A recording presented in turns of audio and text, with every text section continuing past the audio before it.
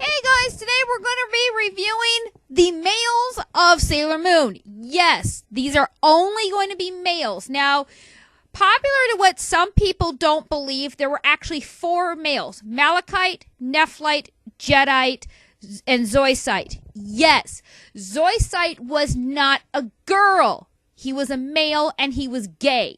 And I actually have footage, proof of his gender. Right here, it says he was male and that he was gay. And that's in the Japanese original dialogue. Now, the reason they changed it to America is because, we can't have that. Now, I'm doing slideshows of all our male characters because I'm sick and tired of the copyrights. And I'm also going to say Happy Halloween to everybody. Now, when they changed Zoisite's sex, believe it or not, all they did was change his voice. They didn't give him any breast or nothing, and obviously they hid his Adam's apple. But yeah, Nephlite is actually a male. If you can find the original Sailor Moon in Japanese and you listen to him talk, oh, hi Nephlite. If you listen to him talk, you can definitely tell it's a male. Now, believe it or not, Nephlite was actually my favorite. Between Nephlite and Malachite were my 2 favorites. And there is a scene, which I'm going to let it play in its entirety so you guys can see it. But there was a scene where Nephlite died, and it was just so heartbreaking for me because the Sailor Scouts didn't do a thing to save him. And we're going to get into the Sailor Scouts' ages down the road in this recording, if you guys already don't know their ages. But let's get started on these characters. These were our first villains that we all remember from the very first time we watched Sailor Moon. Now, I watched Sailor Moon from the original up to the Doomtree series, and I can't remember if it was the Dark Moon series with Prince Diamond, but that's when I stopped watching it because it was getting too repetitive. And I noticed something on Sailor Moon. Nobody tried to talk to these villains. They never tried to reason with them like on Dragon Ball Z. They always went flat out killing. And yes, Nephlite did trick a young girl. She did fall head over heels in love with him, but their ages were very inappropriate. But that didn't stop her. And slowly, Nephlite began to kind of come around and really start to think to himself, am I doing the wrong thing? And when he got attacked, as you can see, the little girl, she tried so hard to save him. She tried to pull the barbs out. She tried so hard. And I'm going to let this next scene play through. Nephrite, we're safe now. Sailor Moon. Yes? It looks like your true identity will remain a secret after all. No, don't die. I'm sorry. Don't think we'll be having chocolate parfait together. Please stay.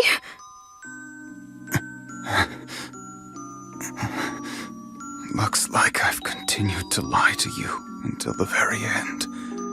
Forgive me. No. Thank you for being part of my life. Nephrite, please wake up.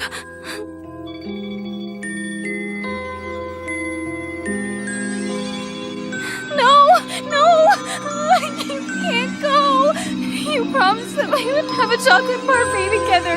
You can't just break a promise. You can't.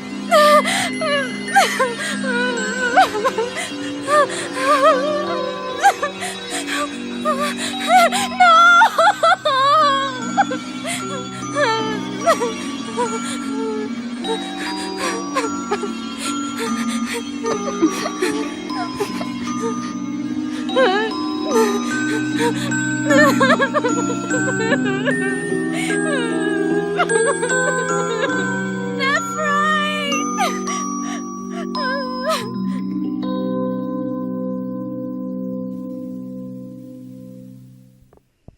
And here's Jedi.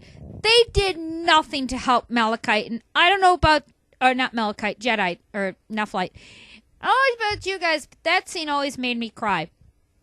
And here we got Jedi. Now, Jedi was he was our first villain, but to tell you guys the truth, I really don't remember a whole lot about him. He seemed to me like the typical, blonde hair, blue eyes. He really wasn't the strongest, and I think that's why we met him first. The way I see it, they did the strongest and the weakest. But going back to Nephlite, the Sailor Scouts did nothing to help him. They just stood there. They didn't try to pull out the barbs that were in him. They didn't try to plug up the wound. They did nothing. And that kind of upset me because, at least in other animes like in Dragon Ball Z and, Inuyasha, at least they made an attempt to try. Now, had they tried, like if they pulled out the barbs and they tried to dress the wound and he still died, I wouldn't be as upset because I don't know. I don't think he said it in the scene that I showed you guys because I think it was cut a little short. But he flat out was going to say that maybe they could have been allies.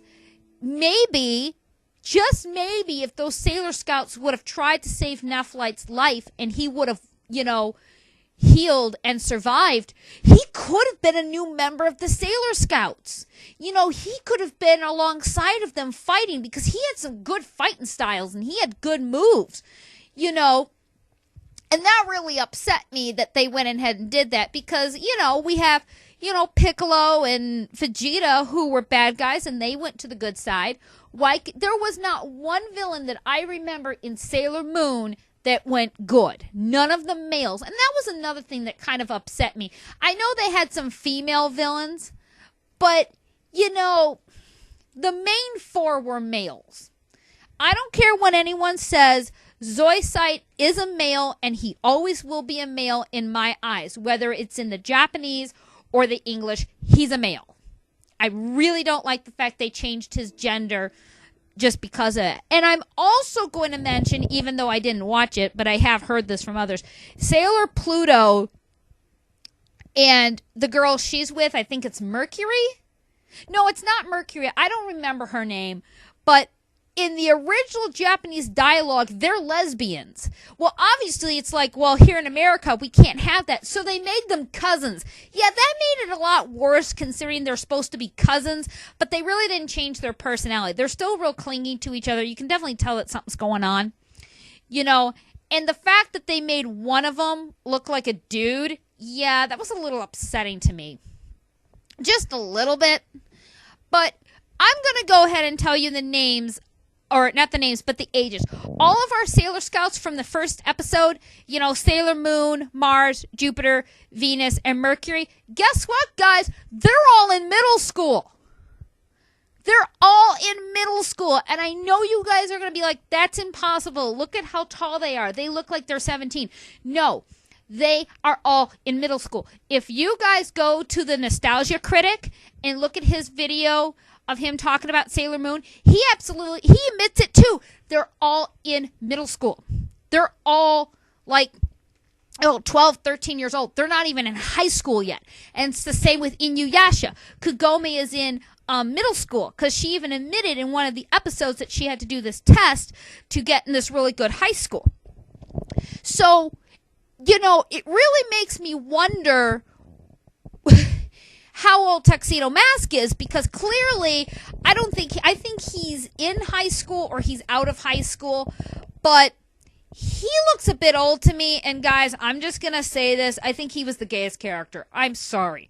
I know I'm probably going to get a lot of hateful comments for that, but honestly, when I watched any scenes with him, I felt really uncomfortable.